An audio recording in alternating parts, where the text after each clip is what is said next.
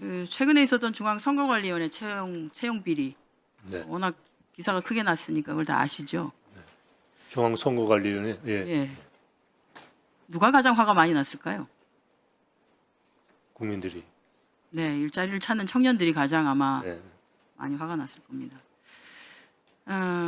청년들이 지금 일자리를 못 찾아서 실업의 상태 또는 취업 준비 상태 또는 쉬고 있는 상태를 합하면 역대 최고 숫자 120만 명에 이릅니다. 엄청난 숫자지요. 그런데 수많은 이렇게 청년들이 그 중에서도 취업을 해보려고 하지만 뭐 끊임없는 좌절을 겪기도 합니다. 그런데 그러다 보니까 세상이 너무 가혹하다라는 생각을 많이 하죠. 그런데 이제 어떤 이에게는 이 세상이 그렇게 가혹하지 않습니다. 탄탄대로이기도 하고 모두가 자상하고 친절해서 그냥 앞길이 잘 열립니다. 이거는 해당되는 그 당사자가 현직 검찰총장의 자녀이기에 가능한 거 아니겠냐. 그리고 그 관련한 조력자로서 외교부와 국립외교원이 역할을 했다라고 하는 것에 대한 분개, 이 부분에 대해서 청년들이 저희 의원실로 전달한 내용이다라고 하는 얘기를 드리면서 질의하겠습니다. 대개 채용을 할 때는 자격 요건이라고 하는 게 있습니다. 자격 요건이 미달됨에도 불구하고 국립외교원에 채용이 합격되는 케이스가 있었는데요. 신민경이라고 심우정 검찰총장 자녀입니다. 이다시 국립외교원은 연구원, 기간제 연구원, 다급에 해당되는 연구원을 채용을 하겠다는 공고를 냅니다. 그런데 여기 보면 자격 요건이 이렇습니다. 해당 분야의 석사학위 소지자 또는 학위를 소지한 경우, 학사학위를 소지한 경우에는 2년 이상 관련 분야 근무자. 관련 분야는 저렇습니다. 교육학, 인문학, 사회과학, 커뮤니케이션학. 이유가 해당되는 업무가 뭐냐 하면 주로 하는 것이 교육 운영 지원 또는 서포터즈 지원, 기타 행정 업무 지원이기 때문에 필요한 전공 분야가 교육학, 인문학, 사회과학 이런 데였습니다. 신민경은 전공이 아마 국제 협력 이런 걸로 알고 있습니다. 그리고 2024년 1월 현재 석사학위 소지자가 아니에요. 저기 보시면 다시 전으로 올라가 주세요. 전으로. 저 조회수 4,883이 외교부 사이트에서 조회한 숫자입니다. 국립외교원 사이트에 들어가면 1,162회의 조회 건수가 있습니다. 즉 다시 말해서 6,000명 정도 되는 청년들이 혹시 내가 대상이 되지 않을까? 라고 저걸 열었다가 나는 석사학위 소지자가 아니어서 또는 전공 분야가 그게 아니어서 포기한 사람이 많았겠죠. 그런데 신민경은 해당되지도 않는데 자격 요건 미달이면 대개 서류 심사에서 걸러져야 되는 거죠. 그런데도 통과가 됩니다. 만약에 신민경을 통과시켜주고 싶었으면 전공을 저렇게 하지 전공 불문을 하든지 또는 그게 아니면 아예 석사학위 취득 예정자까지를 포함하면 저기 얘기가 되죠. 그런데 제가 국립외교원에서 지금까지 몇 년도에 걸쳐서 공고를 낸 걸 봤는데 한 번도 이 내용이 바뀐 적이 없습니다. 졸업자, 학위를 가지고 있는 사람이거나 학사의 경우에는 해당 전공 분야에서 경력이 2년 이상 되는 사람을 찾았습니다. 그런데 어쨌든 채용이 됐어요. 전공이 맞지 않음에도. 정말 재밌는 게 공고에는 2024년 4월 1일부터 근무 예정이라고 되어 있는데 2024년 3월 29일부터 근무를 합니다. 3월 29일이 금요일이었습니다. 2024년이요? 네, 지난해 3월 29일. 원래는 4월 1일부터 근무, 그러니까 그 다음 달 월요일 4월 1일부터 근무 예정이라고 되어 있는데 3월 29일 금요일부터 근무합니다. 여기 월급 받아보신 분들 다 아실 거예요. 한 달에 며칠을 근무하면 급여가 어떻게 나오는지, 복지비는 한 달로 계산돼서 다 나온다는 걸 아마 아시죠. 뭐 어쨌든 이런 특혜를 받고 열심히 일을 했겠죠. 본인 전공 분야가 아니기 때문에 나중에 그 인터넷에 올린 걸 보면 인스타그램에 개 한 마리를 이렇게 그려놓고 개같이 힘들었지만 어쨌든 뭐 괜찮았었다. 아마 본인 전공이 아닌 부분에서 열심히 하려고 하니까 힘들었던 것 같습니다. 지난해 말에 11월 30일자로 어쨌든 그만두고 퇴직을 했습니다. 기간제가 다 돼서요. 그런데 올해 외교부에서 채용 공고를 냅니다. 공무직 근로자, 이거는 기간제가 아닙니다. 무기직이죠. 연구원 나급 채용 공고가 납니다.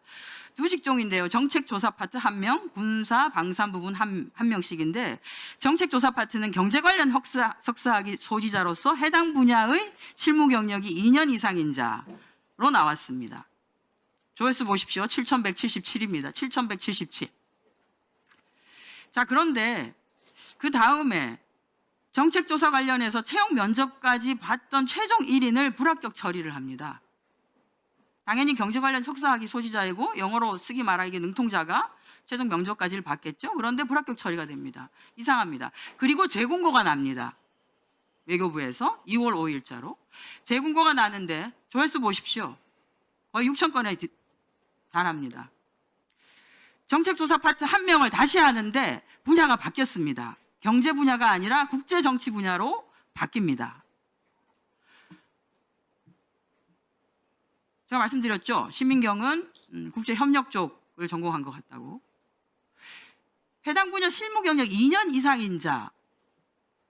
근데 신민경은 아무리 봐도 해당 분야의 실무 경력이 2년은 안 됩니다. 왜냐하면 국립외교원에서 3월 29일부터 근무해서 11월 30일까지니까 8개월 하고 한 3일 정도가 되죠. 8개월 근무했습니다.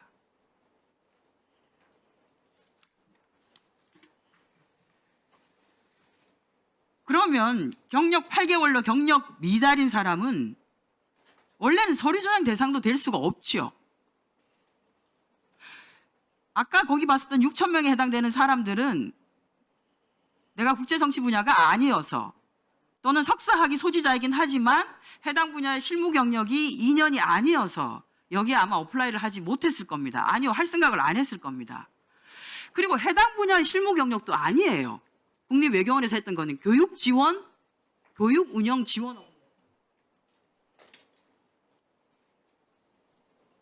저는 이래서는 안 된다고 생각합니다.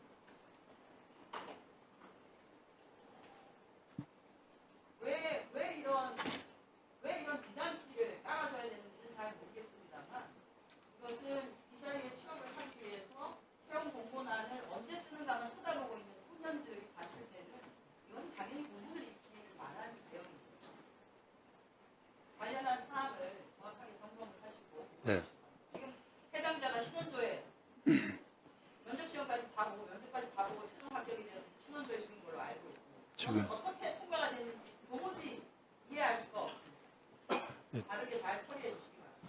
제가 보고받은 바는 있습니다만 문서로 답변 드리도록 하겠습니다.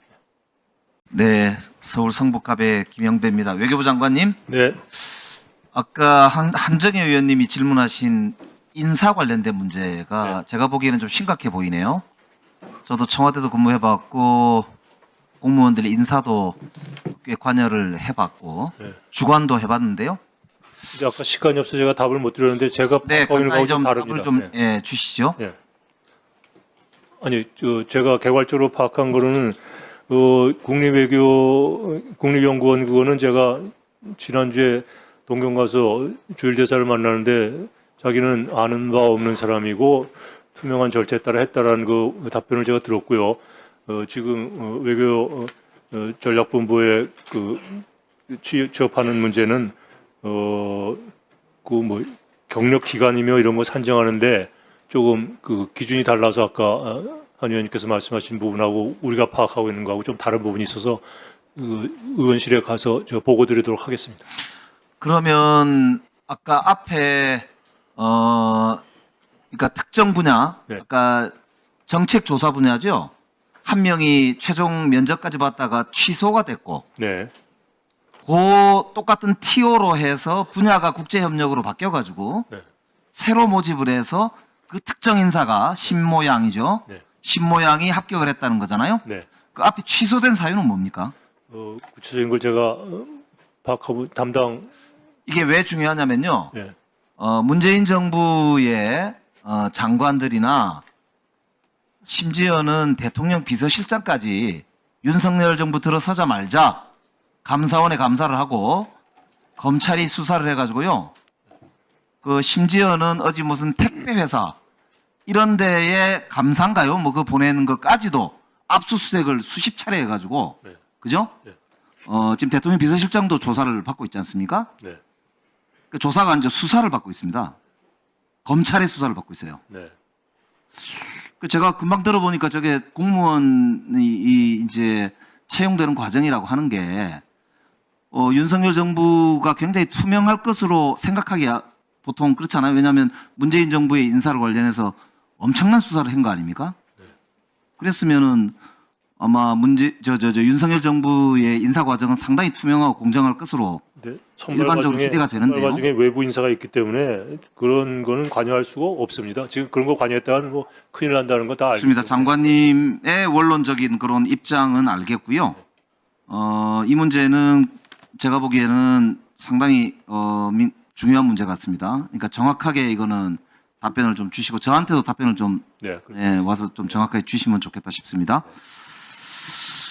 그리고 이제 오늘 민감 국가 관련해서 이제 계속 이야기가 많은데요. 이게 참 그 한미 동맹 역사에서 저는 정말 둘째가라면 서러운 외교 참사 같습니다. 주무부처가 어디입니까? 그 지금 범정부적으로 대처하고 있다는 말씀을 아까 범정부가 주무부처 이름입니까? 다 관련이 돼 있죠.